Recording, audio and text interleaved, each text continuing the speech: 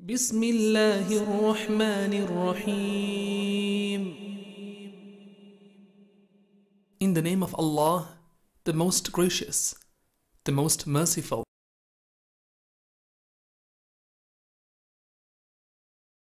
በቅርቡ ወጥቶ ከነበረውና በዶክተር ዛኪር ናይክና በካቶሊኩ ቄስ አባጂዮ ፓያፔሊ መካከል በተደረገው ክርክር ጥጫ በሚል ርዕስ ከቀረበው ቪሲዲ ላይ የተቀነጨበ ክርስቶስ ራሱ በማያሻማ መልኩ እኔ አምላክ ነኝ አምልኩኝ ያለበት ቦታ ካለ እንዲያሳዩኝ ይጠይቃለሁ። ይሄን ካሳዩኝ እኔ ዛሬውኑ እዚሁ የክርስትና ሃይማኖትን ለመቀበል ዝግጁ ነኝ። ክርስቶስ እኔና አብ አንድ ነን ብለዋል። ያረፍተ ነገር ቃል በቃል የሚገኘው ደግሞ በዮሐንስ ወንጌል ምዕራፍ 10 ቁጥር 30 ላይ ነው። ቦታው ላይ መክፈት ይችላሉ። ከፍተው ለህዝቡ አንብቡለት። እኔ ያልኩትን አንብቤዋለሁ ያለው ምዕራፍ 17 ላይ ነው። አባ ፕሮግራሙ ተቀርጿል። እርሱ ያሉት ክርስቶስ እኔና አብ አንድ ነን ብለዋል ነው። ያ አረፍተ ነገር በዮሐንስ ወንጌል ምዕራፍ 17 ቁጥር 23 ላይ አይገኝም። መጽሐፍ ቅዱስ ውስጥ በአብ በወልድ በመንፈስ ቅዱስ ስም የሚል ጽንሰ ሐሳብ ስላለን በስተኋላ ላይ የቤተክርስቲያን አባቶች የፈጣሪን ሶስትነትና አንድነት እንደ ቤተክርስቲያን ዶግማ ወይም ቀኖና አደረጉት። ፈጣሪ ግን አንድ ነው። በኮታዊነትን አላወጀም። ስላሴዎች የሚል ቃልም በመጽሐፍ ቅዱስ ውስጥ የለም። የቤተክርስቲያን አስተምሮት ብቻ ነው።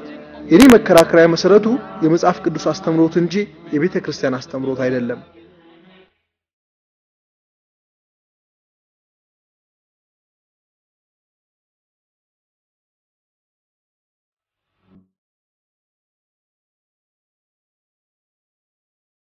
በጌታ በኢየሱስ ክርስቶስ እንዲያምን የወንጌል ሰባኪ እንዲሆን ያደረገው ጌታ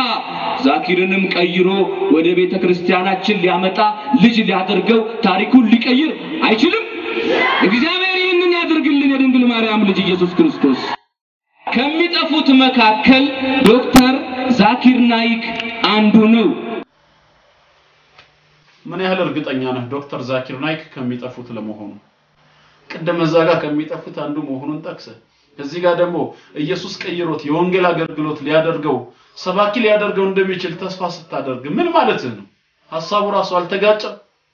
ከሞት የተነሳው እውነተኛው ኢየሱስ ክርስቶስ እንደሆነ እንድታምኑ የሚበላ አምጧል። የተጠበሰ አሳና የማሮራ በላ። እዚህ ላይ ኢየሱስ የተጠቀመው ምንድነው? ለማሳመን እኔ ነኝ አምላክ ብሎ ለማሳመን ነው። የማር ወለላ በመብላትና የተጠበሰ አሳ በመብላት አምላክ መሆን ይቻላል? የአምላክነት መገለጫው የተጠበሰ አሳ መብላት ነው? የማር ወለላ መብላት ነው እንዴ?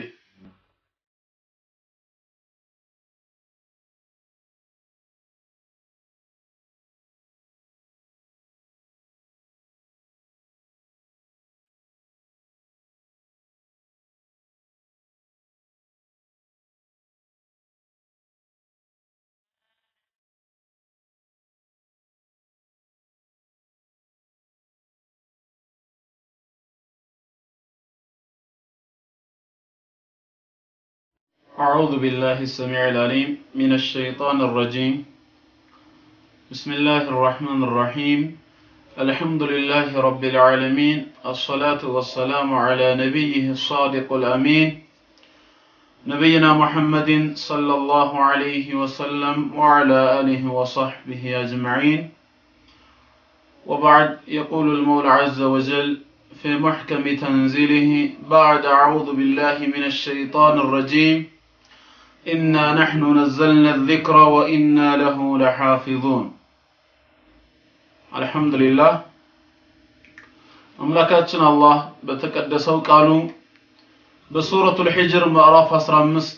قطر 9 لاي إنا نحن نزلنا الذكر إنيا قرآن يوردنو إنيا ونانلا وإنا له لحافظون. يهنن قرآن دقمو اسكتن سايك اندرس ከመበረዝ ከየትኛውም አይነት የክለሳ አደጋ የምንጠብቀውም እኛው ነን በማለት አምላካችን አላህ ቅዱስ ቃሉን እንደሚጠብቀው ራሱ ቃል እንደገባለት በዚህ ጥቅስ እንረዳለን ማለት ነው። አላህ ቁርአንን የጠበቀባቸው ብዙ መንገዶች አሉ።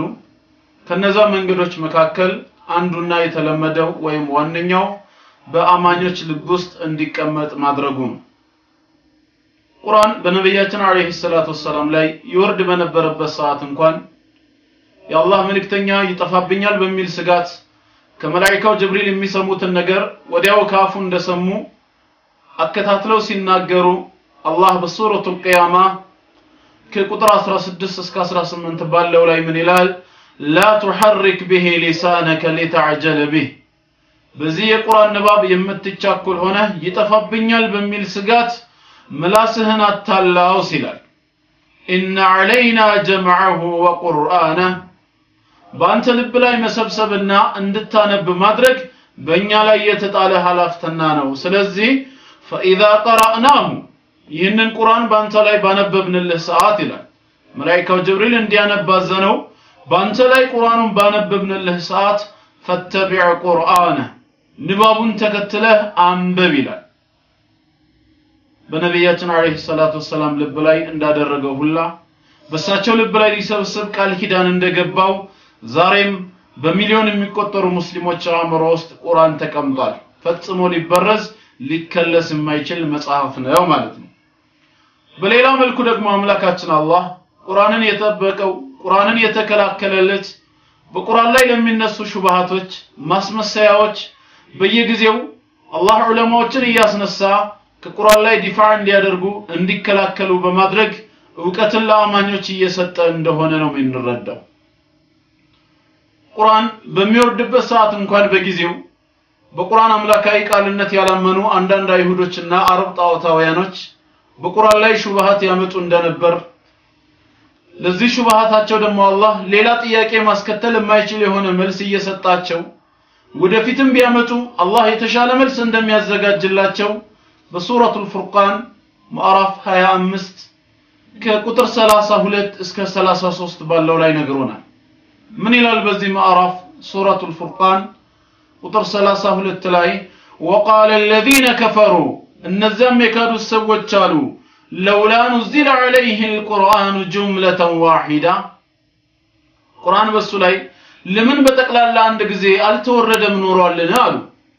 بمعنى كما انزلت التوراة والانجيل ተውራትና እንጂል ዘቡር ሌሎች መለኮታዊ መጻሕፍቶች ከአላህ ዘንድ ወደ ነቢያቶቻቸው በጠቅላላ አንድ ጊዜ እንደተላለፉት ለምንድነው ቁርአን በጠቅላላ አንድ ጊዜ በሱ ላይ ያልተወረደው? አምላካችን አላህ كذلك لنثبت به فؤادك ልክ እንደዚሁ በርሱ ያንተን ልብ ልናረጋጋ አወረድነው አለ። ተመልከቱ እዚህ ጋር በቁርአን ውስጥ ከ100 በላይ ትእዛዛቶች አሉ። ከ100 በላይ ዕቀባዎች አሉ። አጠቃላይ ከ200 በላይ የሚሆኑትን እነዚህን ክልክላትና ትእዛዛትን አንድ ግለሰብ እንዴት አድርጎ ነው በአንድ ጊዜ በህይወቱ ላይ መተግበር የሚችለው?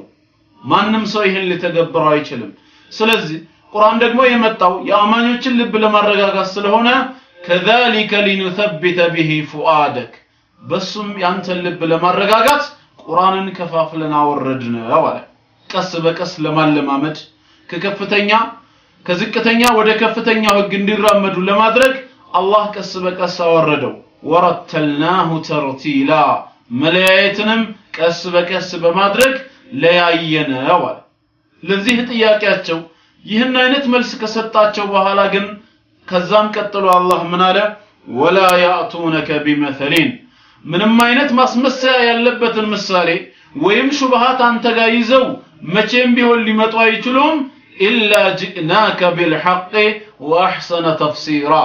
ከዛ የተሻለ እውነታና ጥሩ ማብራሪያን በመልስ በኩል እኛ ይዘን ብንመጣ እንጂ መልስ የሌለውን ነጥብ ሊያመጡ አይችሉም ይላል። ስለዚህ ቁርአኑ እንደተጠቆመን ቁርአን ለዓለማችን ለየትኛውም የማህበራዊ ችግሮች ለየትኛውም አይነት ጥያቄዎች በቂ ማብራሪያ መልስ ያለው መጽሐፍ መሆኑን እንረዳለን ማለት ነው። ስህተት ያለበት የእርስ በርስ ግጭት የሚካተትበት መጽሐፍ አይደለም። አላህ በሱረቱ ፉሲለት ምዕራፍ 41 ቁጥር 42 ላይ لا يأته الباطل من بين يديه ولا من خلفه ውሸት ከበስተፊቱም ሆነ ከበስተኋላው ፈጽሞ አይመጣውም። تنزيل من حكيم حميد ምስጉንና ጥበበኛ ከሆነ አላህ ዘንድ የተወረደ መጽሐፍ ነውና ይላል። ስለዚህ አላህ በሁለተኛው መንገድ የመስኩ ምሁራኖችን በየክፍለ ዘመናቱ በማስነሳት እስላም ላይ ለሚነሱ ሹብሃቶች በቂ መልስ እንዲሰጡ በማድረግ አላህ ቁርአንን እንደሚጠብቅ ቃል ኪዳን ገብቶልናል የገባውንም ቃል ኪዳን ይሄው በተግባር እየፈጸመልን ነው በተለይ ዛሬ ላይ አምላካችን አላህ ወደ ህንድ አካባቢ ዶክተር ዛኪር ናይክን ሐፊዘሁላህ ወረዓህ አላህ እድሜውን ያርዝምልን ይጠብቀው ከመጥፎ ነገር ሁሉ አላህ አስነስቶልን በእስላም ላይ ለሚነሱ ሹብሃቶች መልሱን ከቁርአንና ከሐዲስ ብቻ ሳይሆን ሹብሃት ከሚያነሱ ክፍሎች የትኛውም የሃይማኖት ድርጅቶች ከመመሪያ መጽሐፋቸው ጭምር ጥቅስን እየተጠቀሰ ትክክለኛው የሐቅ ጎዳና እስላም ብቻ መሆኑን ከዛ ውጭ ያለው እንዳለ ውሸት መሆኑን በማረጋገጥ ላይ በተግባር እየተገኘ ነው አልহামዱሊላህ ይህ ሰው እንግዲህ ብዙዎቻችን እናውቀዋለን እሱን የሚያውቀው የማያውቀው ሰው አለ ማለት አይቻልም በብዙ መቶዎች የሚቆጠሩ ስራዎችን በቪሲዲ አበርክቶልናል ከነዚህ ስራዎቹ መካከል ደግሞ የተወሰኑት ከ10 በላይ የሚበልጡት በሀገራችን ቋንቋ በአማርኛ ተተርጉመው ለህዝብ እይታ ቀርበዋል ከነዚህ ሁሉ ስራዎች ውስጥ ነው እንግዲህ ዛሬ አንዱን ብቻ በመምረጥ ከሩክኑዲን ጋራ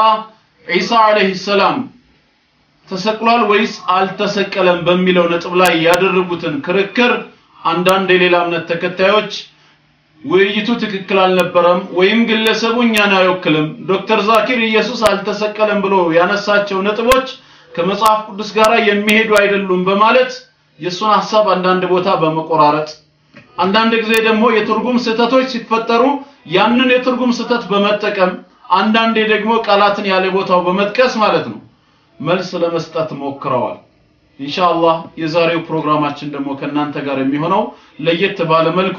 ዛሬ በዶክተር ዛኪር ናይክ ቀደም በተጠቀስኩላችሁ ከሩክኑዲን ጋር ባደረገው የስቅለቱ ውይይት ላይ የተሰጠውን መልስ በጋራ የምንመለከትበት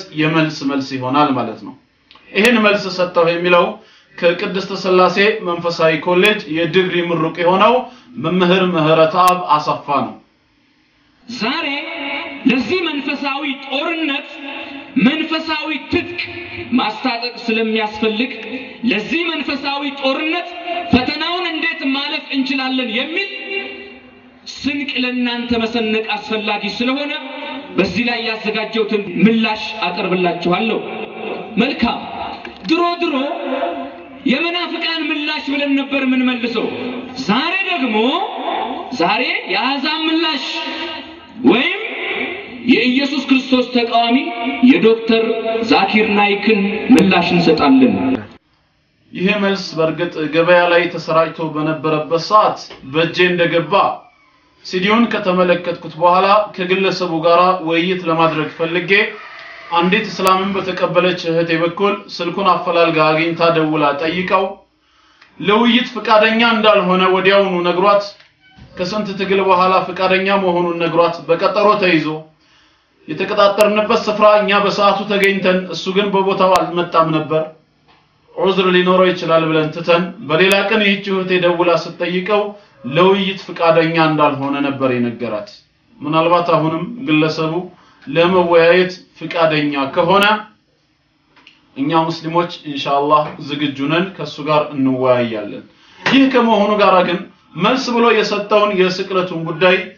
እኛ ሙስሊሞች ደግሞ ሐቁን ማሳየት ስላለብን ትክክለኛው ገጽታ ምን እንደሆነ መናገር ስላለብን ዛሬ አላህ ፍቃዱ ከሆነ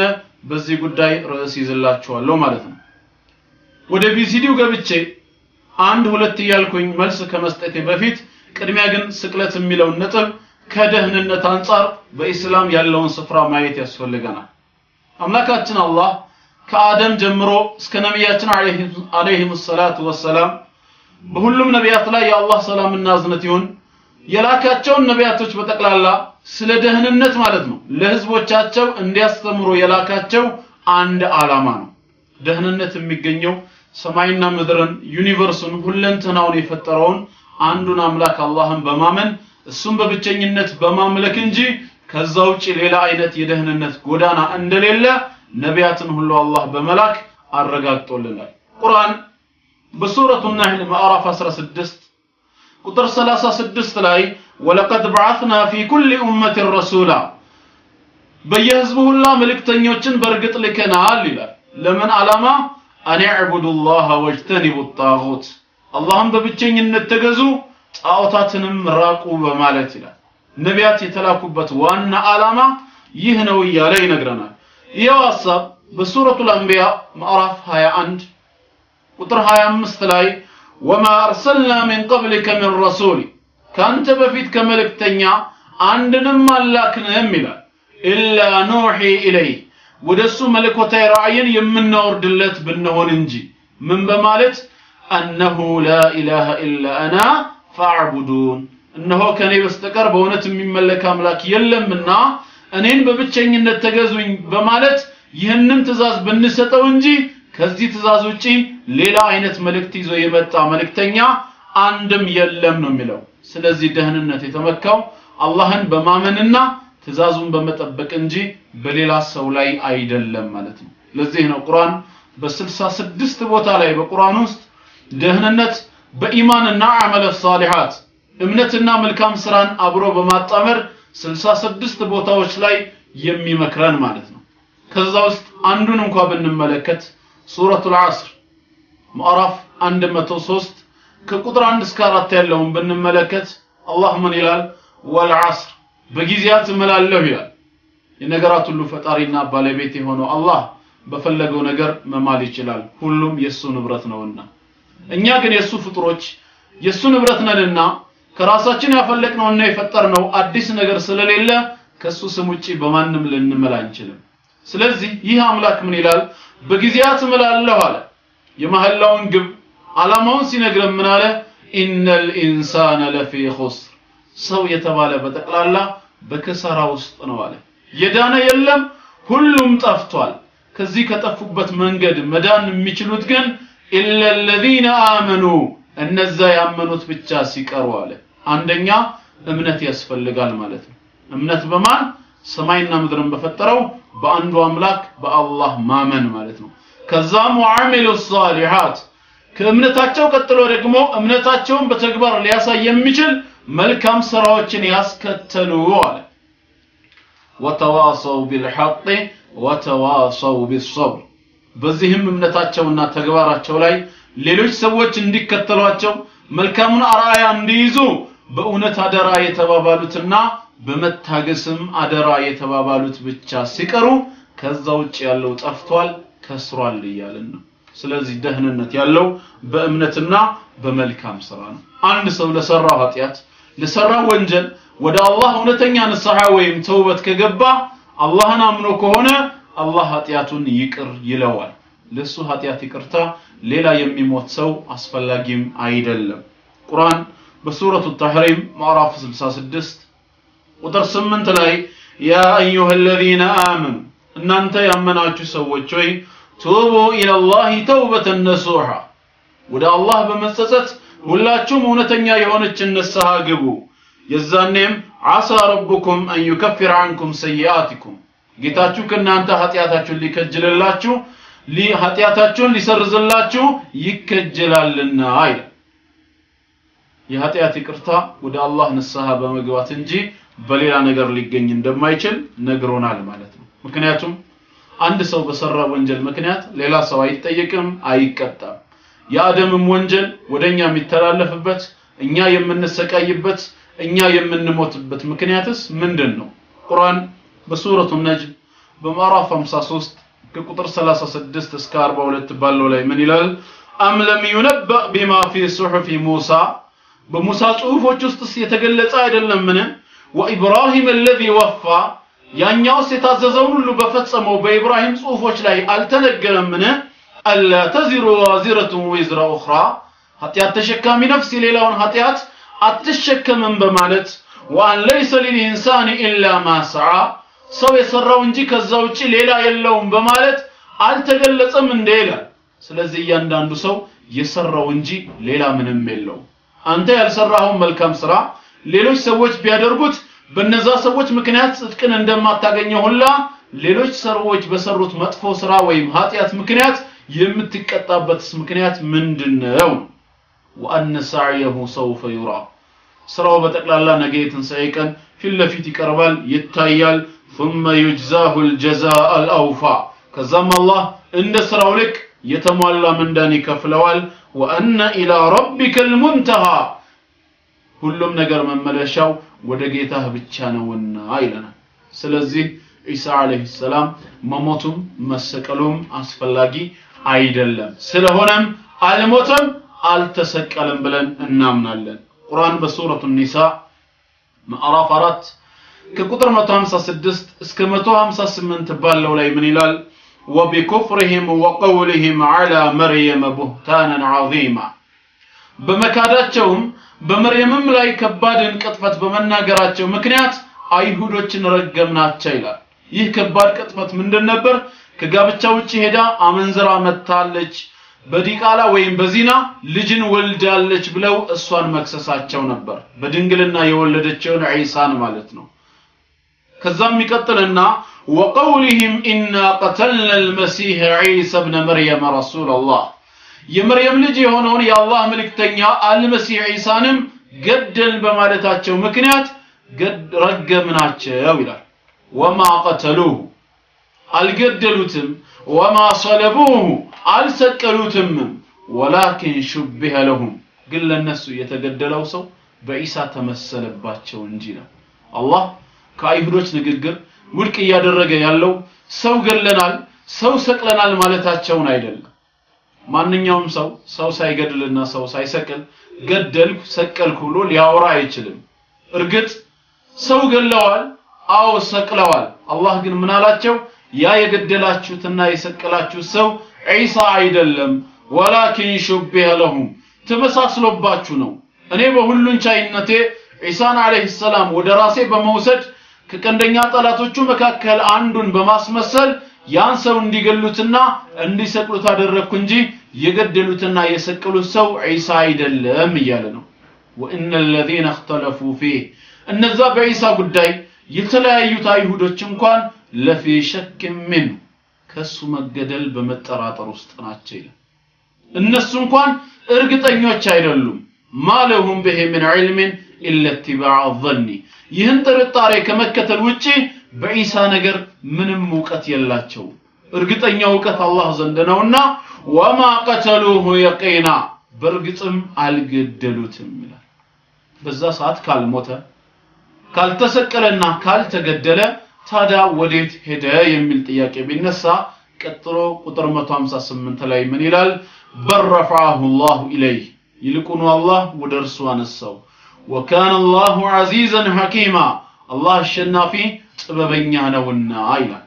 ስለዚህ ቅዱስ ጥቅስ የሚያመላክተን እያንዳንዱ ሰው በራሱ እምነትና በሚሰራው መልካም ስራ እንጂ በሌላው ሰው ስቅለት ወይም እምነትና ስራ መዳን እንደማይችል ነው ክርስትናው ጋር ግን ያለው ተቃራኒ አስተሳሰብ ነው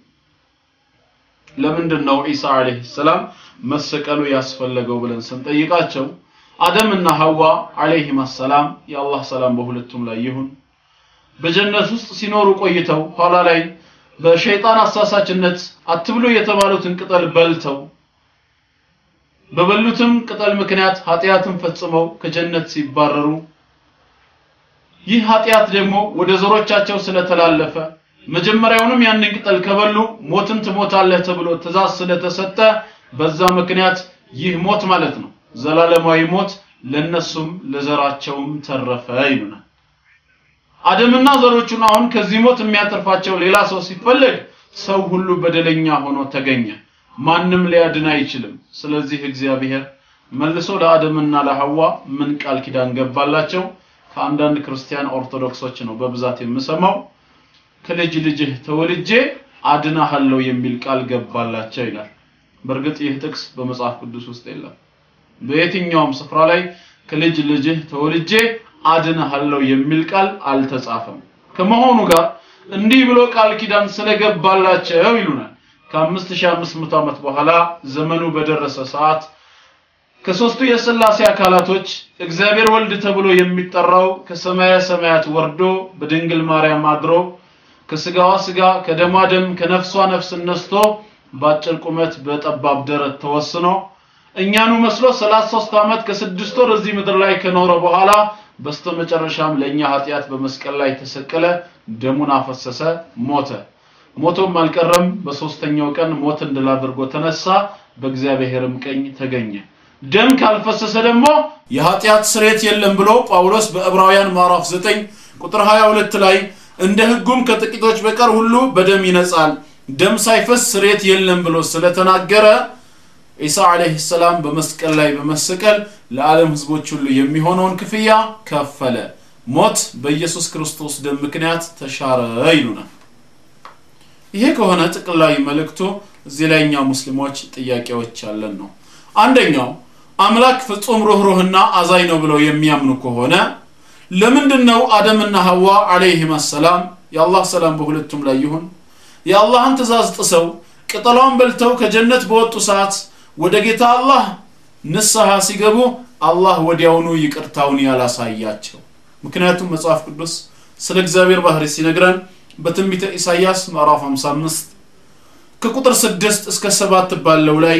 እግዚአብሔር በሚገኝበት ጊዜ ፈልጉት ቀርቦም ሳለ ጥሩት ክፉ ሰው መንገዱን በደለኛም ሐሳቡን ይተው ወደ እግዚአብሔርም ይመለስ እርሱም ይምረዋል ይቅርታውም ብዙ ነውና ወደ አምላካችን ይመለስ ይላል ታዲያ ለምን ለነሱ ምህረትን አላሳያቸውም የዛኔ በሌላም ስፍራ በትንቢተ ሕዝቅኤል ምዕራፍ 33 ቁጥር 11 ላይ እኔ ሕያው ነኝና ኃጢአተኛው ከመንገዱ ተመልሶ በሕይወት ይኖር ዘንድ እንጂ ኃጢአተኛው ይሞት ዘንድ አልፈቅድም ይላል ጌታ እግዚአብሔር ቤተ እስራኤል ሆይ ተመለሱ ከክፉ መንገዳችሁ ተመለሱ ስለምንስ ትሞታላችሁ በላቸው ይላል በዚህ ሕዝቅኤል ምዕራፍ 18 ከቁጥር 21 እስከ 22 ያለውም ኃጢአተኛውም ካደረጋት ኃጢአት ሁሉ ቢመለስ ትእዛዜን ሁሉ ቢጠብቅ ፍርድንና ቅንን ነገርም ቢያደርግ ፈጽሞ በሕይወት ይኖራል እንጂ አይሞትም የበደለው በደል ሁሉ አይታሰብበትም በሰራው ጽድቅ በሕይወት ይኖራልና ይላል ሁለተኛ ዜና ምዕራፍ 7 ቁጥር 14 ላይ እንደዚሁ ዝናብ እንዳይወርድ ሰማያቱን በዘጋ ወይም ምድሪቱን ይበላ ዘንድ አንበጣን ባዘው ወይም በሕዝብ ላይ ቸነፈር ብሰድ በስሜ የተጠሩት ሕዝቤ ሰውነታቸውን አዋርደው ይጸልዩ ፊቴንም ቢፈልጉ ከክፉ መንገዳቸው ቢመለሱ በሰማይ ሆኜ እሰማለሁ ኃጢአታቸውንም ይቅርላለው ምድራቸውንም እፈውሳለሁ ይላል እስካሁን ያየናቸው እንግዲህ አራት ጥቅሶች ሰው ከኃጢአቱ ተጸጽቶ ወደ እግዚአብሔር ከተመለሰ እግዚአብሔር ይቅር ሊለው መዘጋጀቱን በነቢያቱ በኩል ከገለጸ ለምንድነው አደምና ሐዋ በሰሩት ጥፋት ምክንያት አላህ የዛኔ ይቅር ያላላቸው 5500 ዓመት ድረስ ጠብቆ አንድ ልጅ ልኮ ያ ልጁ ባይሁዶች እነሱ እንደሚሉት ማለት ነው ተንገላቶና ተሰቃይቶ እስኪሞት ድረስ የጠበቀው ይሄ እንዴት ይታያል ነው ሌላ ሁለተኛ ደግሞ እንደተባለው አደምና ሐዋ አትብሎ የተባሉትን ቅጠል በልተው ከጀነት ተባረሩ እርግጥ የነሱ ትእዛዝ መጣስና ከጀነት መባረር በእኛ በሙስሊሞችም በቁርአን ውስጥም የተጠቀሰ ጉዳይ ነው ቁርአን ግን የሚናገረው ወዲያውኑ ጸጸት ተሰምቷቸው ربنا ظلمنا انفسنا ጌታችን ሆይ ነፍሶቻችንን ተበደልን فإن لم تغفر لنا وترحمنا لنكونن من الخاسرين ለኛ ባትምርና ባታዝንልን ከከሳሪዎች እንሆናለን ብለው ወደ አላህ አልቅሰው በተመለሱ ሰዓት አላህ እንደተመለሰላቸው ነው የምንረዳው ቁርአን በሱረቱል በቀራ ምዕራፍ 2 ቁጥር 37 ላይ فتلقى آدم من ربه كلمات آدمም ከጌታው የምህረትን ቃላትን ተቀበለ ይላል فتاب عليه اللهم تملسلتنا ይላል እሱ ተዋብ ረሂም ምክንያቱም ተመላሽ ጸጸትን ተቀባይ ይቅርባይ አምላክ ነውና ይለናል የአምላካችን የአላህ ምህረት የጀመረው የዛሬ 2000 ዓመት ነው ብለን እኛ ሙስሊሞች አናምን ምክንያቱም አመትን ስንቆጥረው አመተ ምህረትና አመተ ዓለም የሚለው ክፍያ ከእምነታችን አንፃር ተቀባይነት የሌለው ጉዳይ ነው የአምላካችን የአላህ ምህረት በአመት የሚለካ አይደለም እሱ ፍጥረታትን ከመፍጠሩ በፊት መሐሪ እንደነበረ እናምናለን ስለዚህ ለምህረቱ ሀብለን የምንጀምርበት ጊዜ የለም ነው የምንለው እኛ ጊዜን የምንቆጥረው ሰው ከተወለደበት አንፃር እንጂ አምላካችን አላህ ለሰዎች ምህረትን ካሳየበት ጊዜ ጀምሮ አይደለም የምንለው ስለዚህ ሁለቱ አትብሎ የተባሉትን ቅጠል በልተው ከጀነት ከተባረሩ በእነሱ ኃጢአት ምክንያትስ ደግሞ እኛ የምንሞተውና የምንሰቃየውስ ለምንድን ነው ይሄ ሌላው ሁለተኛው ጥያቄያችን ነው አደምና ሐዋ አትብሎ የተባሉትን ቅጠል በሚበሉ ሰዓት እኛ ተባባሪያቸው ነበርን ከጎናቸው ሆነን አይዟችሁ ብለን ስናበረታታ ነበር ካልነበረን ለምንድነው ሁለቱ በሰሩት ጥፋት ምክንያት እኛ የምንሞተው መጽሐፍ ቅዱስ ምን ይላል በዘዳግም 24:16 ላይ አባቶች በሰሩት ልጆች አይገደሉ ልጆችም በሰሩት አባቶች አይገደሉ እያንዳንዱ በኃጢያቱ ይገደል ይላል አባት በሰራው ልጅ የማይቀጣና የማይገደል ከሆነ አደም በሰራው እኛ የምንቀጣበት የምንሞትበት ምክንያት ምንድነው ትርጉሙ በሌላም ስፍራ ኦሪት ዘሁልቆ ማዕራፍ 16 ቁጥር 22 ላይ ከ20 ጀምሮ ብንመለከተው ምን ይላል እግዚአብሔርም ሙሴንና አሮንን እንዲህ ብሎ ተናገራቸው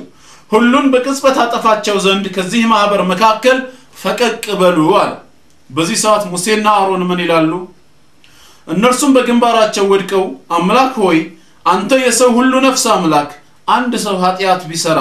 አንተ ማህበሩ ሁሉ ላይ ትቆጣለህን አሉ ይላል እኛም እነሱን ተከትለን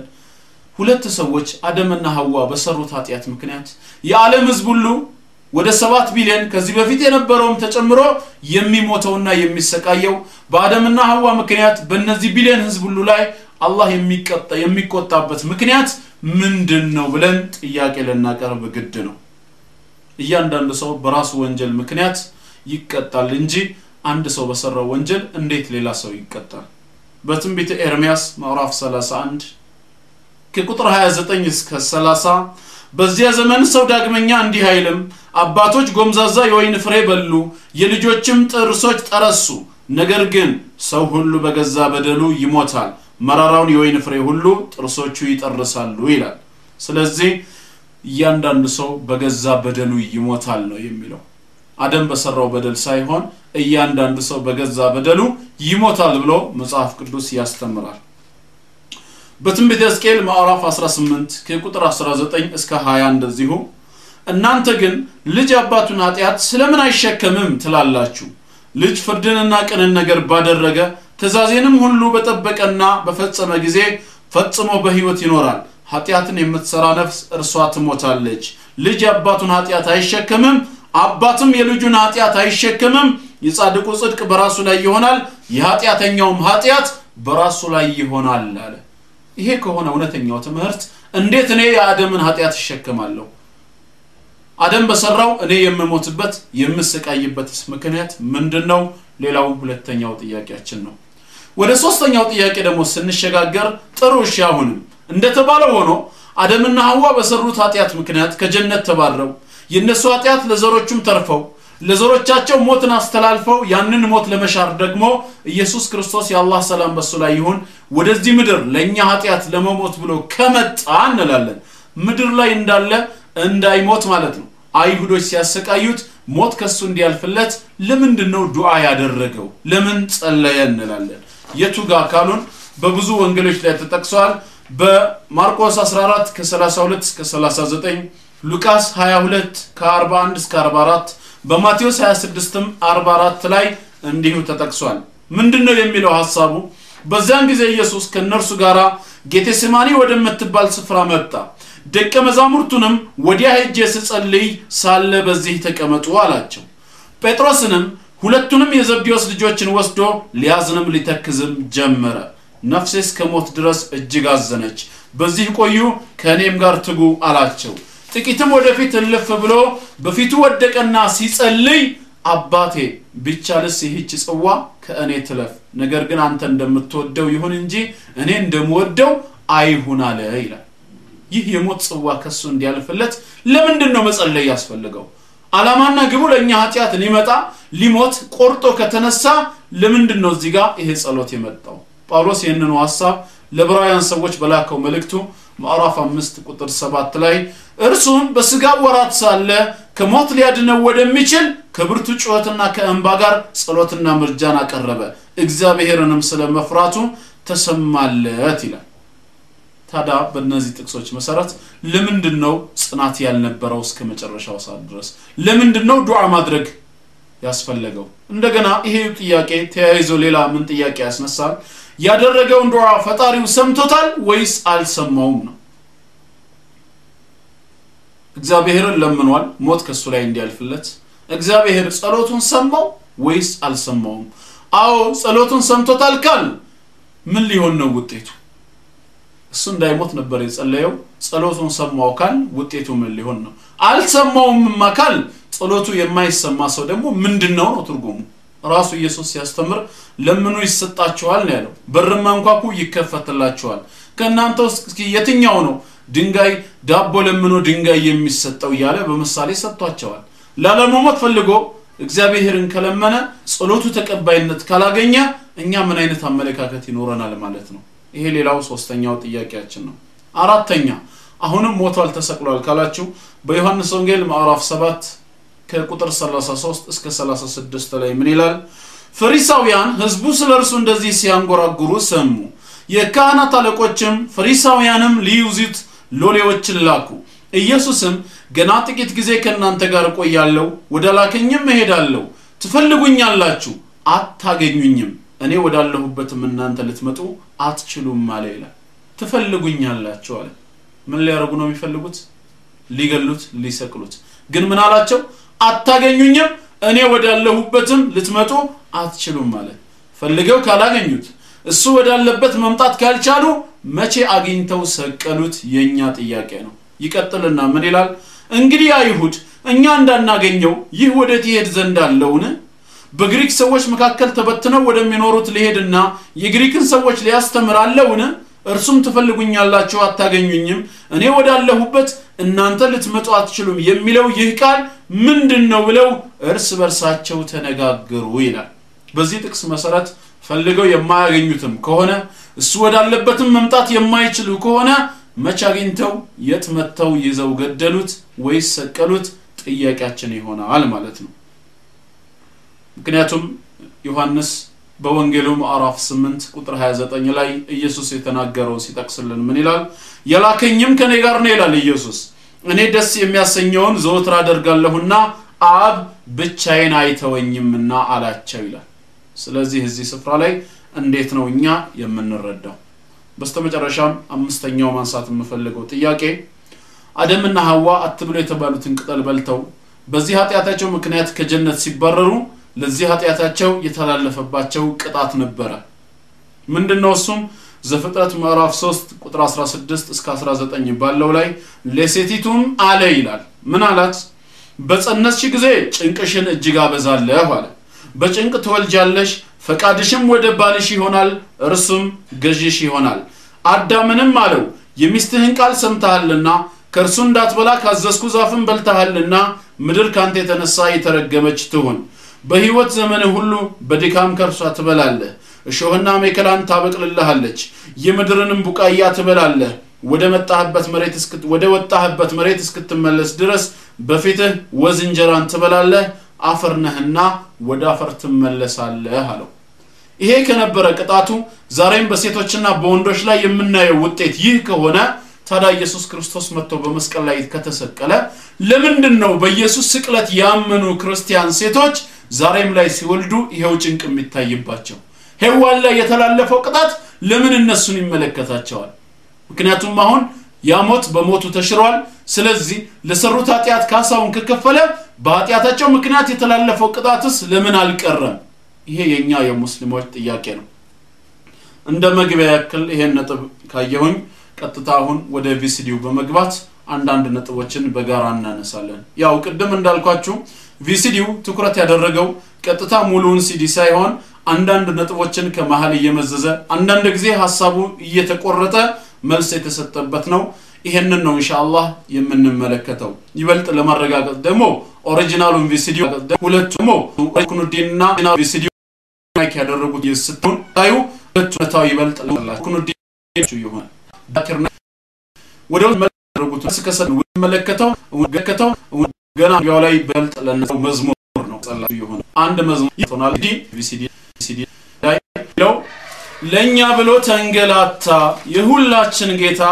አዳም ቅጠል በልቶ ባመጣው በሽታ የሚል ነገር ሰምተናል መልእክቱ እንግዲህ በግልጽ እንደምንረዳው አደም አለይሂ ሰላም አትብላ የተባለውን ቅጠል በልቶ አንድ ሞት የሚባል በሽታ አምጥቶብናል በዚህ በሽታ ምክንያት ለኛ ብሎ ተንገላታ የሁላችን ጌታ አዳም ቅጠል በልቶ ባመጣው በሽታ ብሎ ነው የሚጀምረው ይሄንን ሐሳብ እውነት ታምኑበታላችሁ አዳም ባመጣው በሽታ ወይም ደግሞ አዳም በሰራው ጥፋት ምክንያት ነው ሰዎች የሚሞቱት ይሄንን እምነት እውነት ካመናችሁ እዚሁ መጽሐፍ ቅዱስ ላይ ልጠይቃችሁ የምፈልገው ጥያቄ አለኝ በኦርቶዶክስ ተዋሕዶ ቤተክርስቲያን ተቀባይነት ያለው በመጽሐፈ መቃብያን ሳልስ ምዕራፍ 3 ቁጥር 6 ላይ መጽሐፈ መቃብያን ሳልስ ምዕራፍ 3 ቁጥር 6 ላይ የበለስ ፍሬን ከበላች በኋላ መጥታ የእግዚአብሔር መጀመሪያ ፍጥረቱ አዳምን አሳተችው የፈጣሪዋን ትእዛዝ ስለተደፋፈረች በሱም በልጆቿም ሞትን አመጣች ይላል ሞትን ማን ያመጣው ሴት ወይም ሔዋን እንደሆነች ጥቅሱ ይናገራል በአደምም በልጆቹም ላይ ሞትን ያመጣችው ሔዋን ከሆነች የግጥሙ መልእክት ግን አዳም ቅጠል በልቶ ባመጣው በሽታ ሲል ምን ለማለት ተፈልጎ ነው መጽሐፉ የሚናገረው አዳምንም ልጆቹንም ወይም እኛን ዘሮቹን እንደ መጽሐፍ ቅዱስ ትምህርት ሞት ያመጣችብን ማነች ሴት እንደሆነች ይናገራል እርግጥ እንደ ሙስሊሞች አመለካከት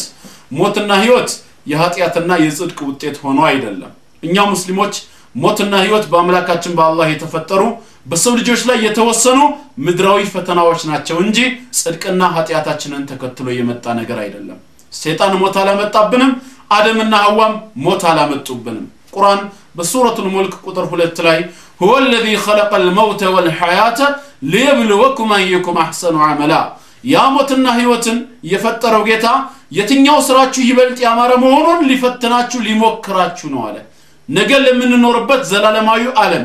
ህይወታችንን በተድላ አሳምረን ካልሆነም ዘላለም በስቃይ ለመኖር ከሁለቱ አንዱ ምርጫ እንዲኖረን አላህ እቺን አጭር ጊዜ ሞትና ህይወት በማድረግ ፈጠረ እንጂ ኃጢያታችንና ጽድቃችንን ተከትሎ የመጣ ነገር አይደለም አደምና ሐዋ ለሰሩት ኃጢያት ውጤታቸውን አግኝተዋል ኢብሊስ በጀነት ውስጥ ላመጣው ኩራት እሱም ቅጣቱን ተከትሏል የነሱ ስራ ግን በእኛ ላይ ምንም ያሰረፈው ተጽዕኖ የለም ነው ከዛም ይሄን ሐሳብ ከገለጹ በኋላ ወዲያው ምህረታብ እንደጀመረ ምንድነው የሚናገረው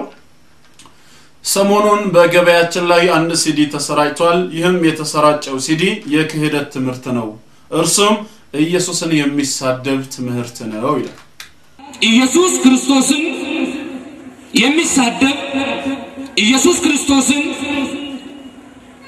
የሚቃወም የክህደት ትምህርት ተሰራጭቷል በሰፊው ኢየሱስን መሳደብ ለምንድን ነው ያስፈልገው ስድቡስ ደግሞ የቱ ጋር ነው እኛ ሙስሊሞች ኢሳን አለይሂ ሰላም እናከብረዋለን እንወደዋለን ሰላም በሱም በእናቱም ላይ ይሁን ሙስሊሞች ኢሳን እንደማይሳደቡ አይደለም እኛ ሌሎችም የእምነት ተከታዮች የሚያውቁት ጉዳይ ነው ኢየሱስ አለይሂ ሰላም በእስላም ያለውን ደረጃ ግልጽ ለማድረግ እወዳለሁ ኢስላም ኢየሱስን ማመን የእምነቱ መሰረት ያደረገ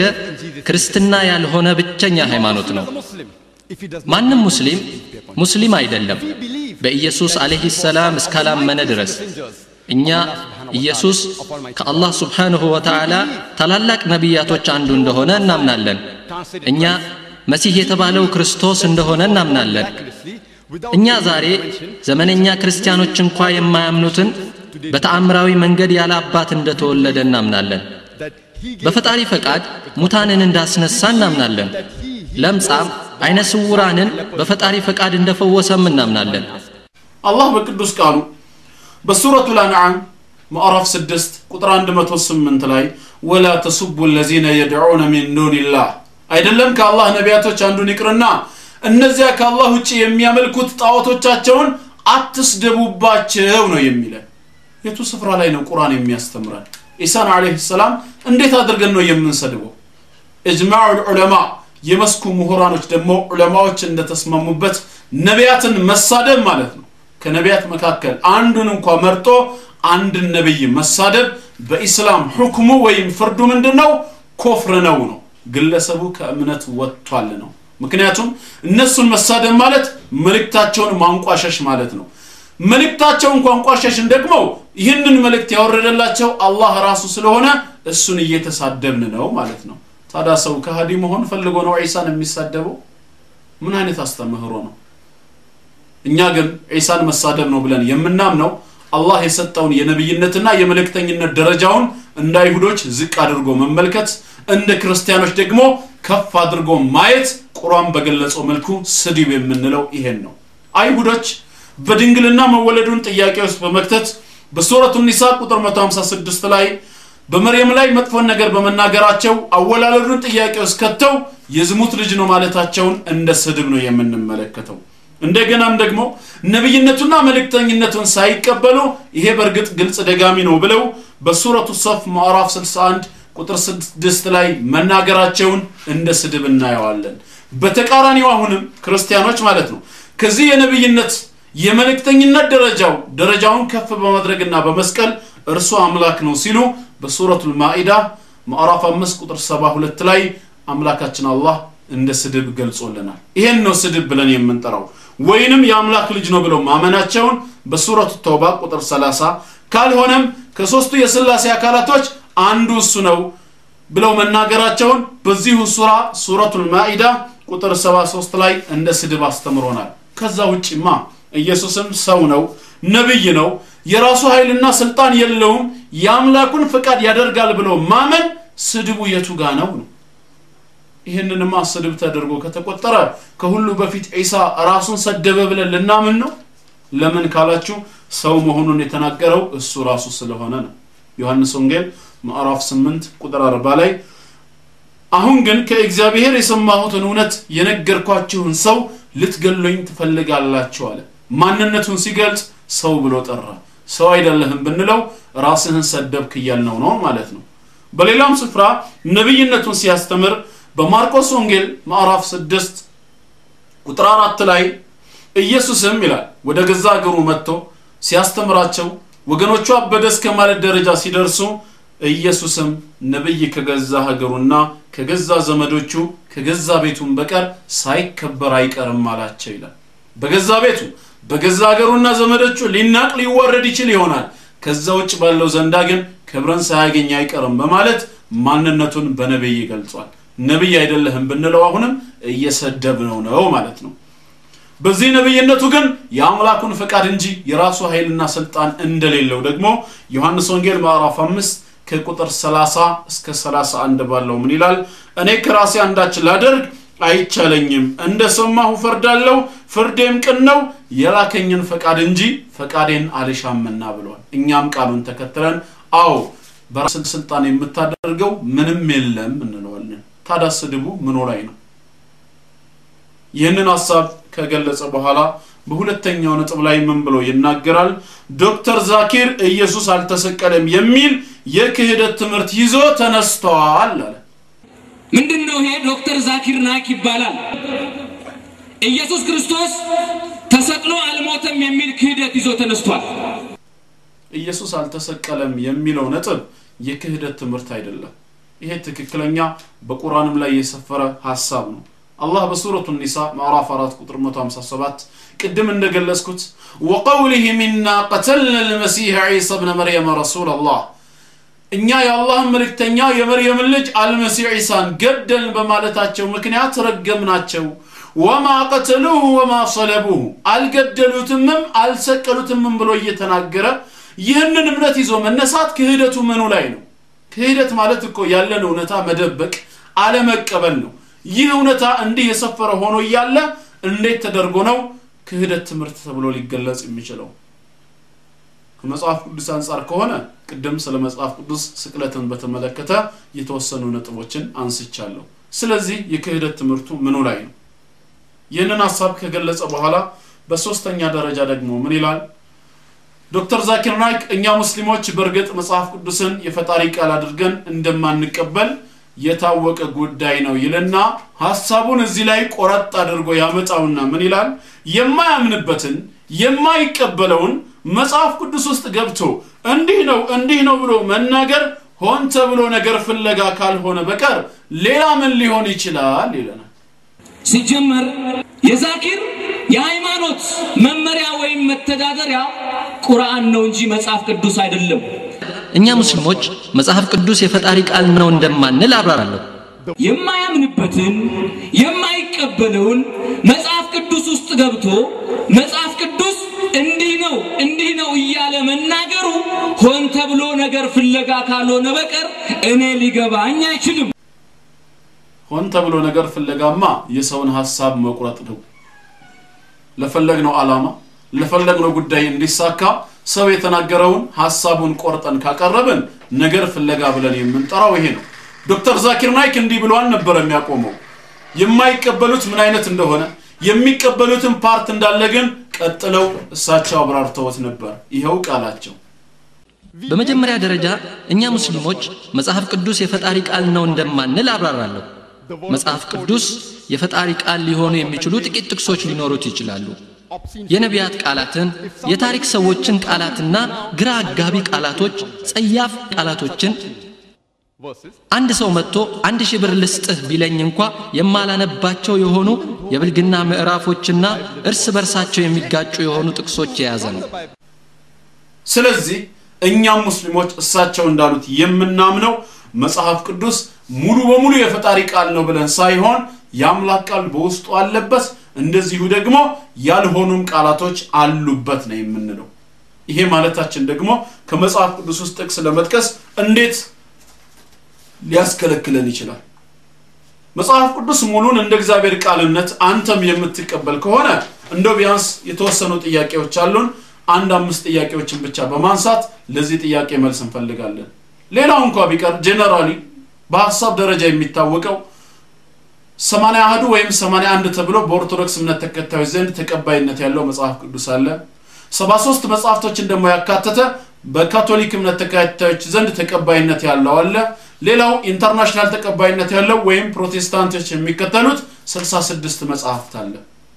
ስለዚህ እነዚህ ሶስቱንም መጽሐፍቶች ለምሳሌ ብናያቸው አንዱ 66 ሌላው 73 ሌላው 81 ተብሏል የቱን ነው አንድ ሙስሊም ሊቀበል እንኳን ቢል መቀበል ያለበት ሶስቱም አንድ ናቸው ማለት አይቻልም ዓለም ላይ ያለው ቁርአን ሁሉ ግን 114 ሱራ እንዳለው ማንንም ሙስሊም ያምናል 114 ምዕራፎች ያሉት ቁርአን ነው ቁርአን የነጥብ ለውጥ እንኳን የለውም እኛ ግን መጽሐፍ ቅዱስን እንዳንቀበል ካስገደዱ ምክንያቶች የተወሰኑትን ለመጥቀስ እንኳን ቢያንስ አንደኛው ምክንያቶች ምናልባት የናንተም የግንዛቤ ችግር ነው እንኳን በለ ካመንክ መልስ እንድሰጠን በውስጡ ያሉት የርስ በርስ ግጭቶች ናቸው ብለን ነው የምንነው ከነዚህ መካከል የተወሰነውን እንኳን ብንመለከት በሁለተኛ ነገስት ምዕራፍ 8 ከቁጥር 25 እስከ 26 ባለው ላይ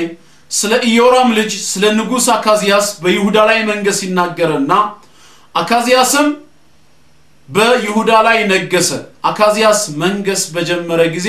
የ22 ዓመት ጎልማሳ ነበር ይላል በዚህ ስፍራ ላይ ንጉስ አካዚያስ መንገስ ሲጀምር እድሜው 22 ነበር ይላል ይሄው ሐሳብ በሁለተኛ ዜና ምዕራፍ 22 ከቁጥር 1 እስከ 2 ባለው ላይ ደግሞ በኢየሩሳሌም ያሉትም ታናሹን ልጁን አካዚያስን በርሱ ፋንታ አነገሱት ይላል ታላቅ ይያለ ለምን እንዳንል የመጣባቸው የአረብና የአሊማዞን የሽፍቶች ጭፍራ የርሱን ታላቆች ገድለዋቸው ነበርና ከአካዚያስ በስተቀር ኢዮራም ሌላ ልጅ ስላልነበረው አካዚያስም በኢዮራም በአባቱ ቦታ ተተክሶ ነገሰ አካዚያስም መንገስ በጀመረ ጊዜ እድሜው 42 ዓመት ነበር ይላል ቀደም ስናየው ስንት ነው ይላል 22 አሁን ስንት ሆነ 42 የቱን ነው እሺ መቀበል ያለበት ሁለቱም መንገስ የጀመረበትን ነው የሚናገረው በተለይ አባቱን እድሜማ ካየነው እዛው ሁለተኛ ዜና ምዕራፍ 21 ከ16 እስከ 20 ባለው ላይ ታሪክ ስናይ አባትየው የሞተው በ40 ዓመቱ እንደሆነ ይናገራል 32 ዓመቱ ላይ በእስራኤል ላይ ንጉስ መሆን ጀመረ 8 ዓመት በኢየሩሳሌም ገዛ እድሜው 40 ሆነ ማለት ነው ማንንም ሳያዝንለት ሄደ በዳዊት ከተማ እንጂ በነገስታት መቃብር አልቀበሩትም በማለት ይቀጥላል ታዲያ አባት በ40 ዓመት ከሞተ ከልጆቹ መካከል የመጨረሻው ታናሹ ልጅ ደግሞ የአባቱን ቦታ ተክቶ ሲነግስ እድሜው 42 ከነበር ማን ነው በእድሜ የሚበልጠው ልጅ አባትን 2 ዓመት በእድሜ በለጠው ማለት ነው ለዚህ ነው በ1980 በ1993 በተዘጋጀው የመጽሐፍ ቅዱስ ትርጉም ላይ ምን ይላል አካዚያስ መንገስ በጀመረ ጊዜ እድሜው 42 ነበር የሚለውን 22 ብለው ቀየሩትና ፉትኖት ሰጡት እዛ ፉትኖት ህዳግ ማብራሪያው ላይ ምን ይላል የ1980ው የዕብራይስጡ ግን ይላል ኦሪጂናል መሆኑ ነው እነሱ ዘንድ 44 ይላል ኦሪጂናሉ 44 ካለ ትርጉሙ ላይ 22 ብሎ መቀየሩ ለምን አስፈለገ የ1993 ከማጣቀሻ ጋራ ከነትርጓሜው የተዘጋጀው ትልቁ መጽሐፍ ቅዱስ ላይ ደግሞ በግልጽ ይናገራል። ይህ የሆነበት ምክንያት ይላል 22 የሆነበት ምክንያት 42 ሚሊዮን በግልጽ እንደ ስህተት ሲያቀርበው ራሱ መጽሐፍ ቅዱሱ ትርጓሜው ላይ ማለት ነው። ይህም የአካዚያስን እድሜ ከአባቱ በላይ ስለሚያደርገው ነው ይላል። 42 ካል 2 ዓመት አባቱን ሊበልጠው ነው። 40 ዓመት ላይ አባት ሞቷልና ስለዚህ ያ ስህተት እንዳይከሰት ምን መሆን አለበት? 22 ኦሪጂናሉ ስህተት ከገባበት በኋላ ትርጉም እንዴት አድርጎ ኦሪጂናሉን እንደሚያርም ለአምሮ የምንተው ጉዳይ ነው። ስለዚህ እንዴት አድርገን እኛ ሲሄን የፈጣሪ ቃል አድርገን እንቀበል? ሌላ ሁለተኛ ደግሞ ጥያቄ በአንደኛ ሳሙኤል ምዕራፍ 17 ቁጥር 12 ላይ አንደኛ ሳሙኤል ምዕራፍ 17 ቁጥር 12 የዳዊት አባት የነበረው ንጉስ እሴይ ስንት ልጆች እንዳሉት ሲናገር ምን ይላል? ዳዊትም የዚያ ኤፍራዊው ሰው ልጅ ነበረ። ያም ሰው ከቤተልሔም ይሁዳ ስሙም እሴይ ነበረ። 8 ልጆች ነበሩት ይላል። ስንት? 8። ነገር ግን በሌላ ስፍራ አንደኛ ዜና ምዕራፍ 2 ቁጥር 13 እስከ 15 ላይ ግን ስለ እሴይ ልጆች ታሪክ ሲናገር ምን ይላል? እሴይም የበኩር ልጁን ኤልያብን፣ ሁለተኛውንም አሚናዳብን፣ ሶስተኛውንም ሳማን፣ አራተኛውንም ናትናኤልን፣ አምስተኛውንም ራዳይን፣ ስድስተኛውንም አሳምን፣ ሰባተኛውንም ዳዊትን ወለደ ይላል። ዳዊት ደግሞ በዛው ምዕራፍ ላይ የሱ የመጨረሻ ልጁ ተብሎ ተጠቅሷል። ይህ የመጨረሻ ልጁ ሰባተኛ ሆኖ እዚህ ስፍራ ላይ ከቀረበ መጀመሪያ ላይ 8 ልጆች ነበሩት ካለው ጋራ እንዴት ይታያል ነው። ሶስተኛ የኤሳው ሚስት በዘፍጥረት ምዕራፍ 28 ቁጥር 9 ላይ ምን ይላል? ኤሳው ወደ እስማኤል ሄደ ይላል። ማዕሌትንም በፊት ካሉት ሚስቶቹ ጋራ ሚስት ትሆን ዘንድ አገባት ይላል። ይህች ማዕሌት ማለት ማነች ቢባል እርሷም የአብርሃም ልጅ የሆነው የእስማኤል ልጅና የነባዮት እህት ናት ይላል። የእስማኤል ልጅና የነባዮት እህት ናት። ይህች የእስማኤል ልጅና የነባዮት እህት የሆነችው ማንን አግብቷል? ማዕሌትን ኤሳው አግብቷል። ይሄው ታሪክ እዛው ዘፍጥረት 36ኛው ምዕራፍ ከቁጥር 1 እስከ 3 ምን ይላል? የኤሳው ትውልድ ይህ ነው፣ እርሱም ኤዶም ነው። ኤሳው ከነዓን ልጆች ሚስቶችን አገባ። የኬጢያዊውን የኤሎንን ልጅ አዳን፣ የኤዊያዊው የጽብዖን ልጅ አና የወለዳትን አሆሊባማን፣ የእስማኤል ልጅ የነባዮትን እህት ደግሞ ቤሴሞትን አገባ ይላል። የእስማኤል ልጅና የነባዮት እህት የሆነችው ማንን? ቤሴሞትን። በመጀመሪያው ላይ ግን ማንን እንዳገባ ተናግሯል? የእስማኤል ልጅና የነባዮት እህት የሆነችው ማዕሌትን ነበር ያለው። እዚህ ጋር ደግሞ ቤሴሞትን ነው ያገባው አለ። የትኛውን ሴት ልጅ ነው ያገባው? ይሄም ሌላው ጥያቄያችን ነው። ዳዊት በኬብሮን ላይ ብዙ ልጆች ተወልደውለታል። ከነዚህ ከተወለዱለት ልጆች መካከል ሁለተኛው ልጁ ማን ነው የሚለው ነው። በሁለተኛ ሳሙኤል ምዕራፍ 3 ከቁጥር 2 እስከ 3 ባለው ላይ ለዳዊትም ወንዶች ልጆች በኬብሮን ተወለዱለት። በኩሩም ከእስራኤላዊቱ ከአኪናሆም የተወለደው አምኖን ነበረ። ሁለተኛውም የቄርሜሎሳዊው የናባል ሚስት ከነበረችው ከአቢጊያ የተወለደው ዶሎሂያ ነበረ ይላል። የቄርሜሎሳዊው የናባል ሚስት ከነበረችው ከአቢጊያ ማንን ወለደ? ዶሎሂያን ወለደ ይላል። ይህ ሐሳብ አንደኛ ዜና ምዕራፍ 3 ቁጥር 1 እስከ 2 ላይ ግን ምን ይላል? በኬብሮንም ለዳዊት የተወለዱለት ልጆች እነዚህ ናቸው። በኩሩ አምኖን ከእስራኤላዊቱ ከአኪናሆም፣ ሁለተኛው ዳንኤል ከቀርሜሎሳዊቱ ከአቢጊያ ይላል። እዛ ስፍራ ላይ ከቀርሜሎሳዊቱ ከአቢጊያ ማንን ወልዷል? ዶሎሂያን ሲወልድ እዚህ ጋር ግን ዳንኤልን ወልዷል ይላል። ሁለተኛው የዳዊት ሁለተኛው ልጅ ዳንኤል ነው ወይስ ዶሎሂያ? ሌላ ብዙ ጥቅስ ማንሳት ይቻላል። ተጨማሪ አንድ ጥቅስ ብቻ ልንገራችሁ። በማቴዎስ ወንጌል ምዕራፍ 10 ከቁጥር 9 እስከ 10 ኢየሱስ ሐዋርያቶቹን ለዳዕዋ ስራ ወይም ለወንጌል አገልግሎት ሲልካቸው ለመንገዳችን ብለው ስንቅን እንዳይዙ በሚያዛቸው ሰዓት አንድ ትእዛዝ ከቁጥር 9 እስከ 10 አዟቸዋል። ምን ይላል? ለመንገድ አለ ከረጢት ወይ ሁለት እጀ ጠባብ ወይ ጫማ ወይም በትርም አታገኙ አለ። በትር እንኳን ቢሆን ለምን? ለሰራተኛ ምግቡ ይገባዋልና አለ። ከዛ ውጭ ግን ከረጢት ሁለት እጀ ጠባብ ጫማ ወይ በትር እንኳን እንዳይዙ አዘዛቸው ነገር ግን ማርቆስ ወንጌል ምዕራፍ 6 ቁጥር 8 ላይ ማርቆስ ይህን ታሪክ ሲጽፈው ምን ብሎ ገለጸላቸው ለመንገዳቸው ከበትር በቀር እንጀራም ሆነ ከረጢት ገንዘብን በመቀነታቸው እንዳይዙ አዘዛቸው ከምን በቀር ከበትር መጀመሪያው ላይ ግን በትርም ቢሆን እንዳይዙ ከለከላቸው ይላል ምን ማለት ነው ይሄስ ስለዚህ በዚህ ጉዳይ ላይ ቢያንስ 125 ጥያቄዎችን ማንሳት ይቻላል ግጭት የሚለውን ብቻ ነጥብ አንስቶ ግን የተፈለገው መልእክት ምንድነው ይህ አይነት ሐሳቦች ካሉ እንዴት አድርገን ነው ሙሉን የፈጣሪ ቃል አድርገን የምንቀበለው ዶክተር ዛኪርም አናምንበትም ያሉት ሁሉንም ሳይሆን የፈጣሪ ቃል ያልሆነ አለ ማለታቸው ነው ስለዚህ ሰው በሳቸው ላይ እየዋሸ ነው ማለት ነው ሌላው አራተኛው በሁለተኛ ቆሮንቶስ ምዕራፍ 4 ቁጥር 3 ላይ አንድ ጥቅስ ይጠቅስና ዶክተር ዛኪር ላይ የተናገረው ንግግር አለ ጳውሎስ ወንጌላችን የተከደነ ቢሆን እንኳን የተከደነባቸው ለሚጠፉት ነው አለ ይሄንን ሐሳብ ይጠቅስና ምን ይላል ምህረታብ ከሚጠፉት መካከል አንዱ የሆነው ዶክተር ዛኪር ናይክ ነው ይላል ወንጌላችን ምንም እንኳን የተከደነ ቢሆን የተከደነው ለሚጠፉት ነው ይላል ከሚጠፉት መካከል ዶክተር ዛኪር ናይክ አንዱ ነው ምን ያህል እርግጠኛ ነህ ዶክተር ዛኪር ናይክ ከሚጠፉት ለመሆኑ በአንድ አላህ ጌትነት አምኖ የኢየሱስን መልእክተኝነት ተቀብሎ ነብያችን አለይሂ ሰላቱ ሰላም ለዓለም ነብይ ናቸው ያለን ሰው እንዴት አድርገህ አንተ ከሚጠፉት መሆኑን ገለጽከው ኢየሱስ በዮሐንስ ወንጌል ምዕራፍ 12 ከቁጥር 43 እስከ 44 ኢየሱስም ጮኸ እንዲህም አለ እውነት እላችኋለሁ በእኔ የሚያምን በላከኝ ማመኑ ነው እንጂ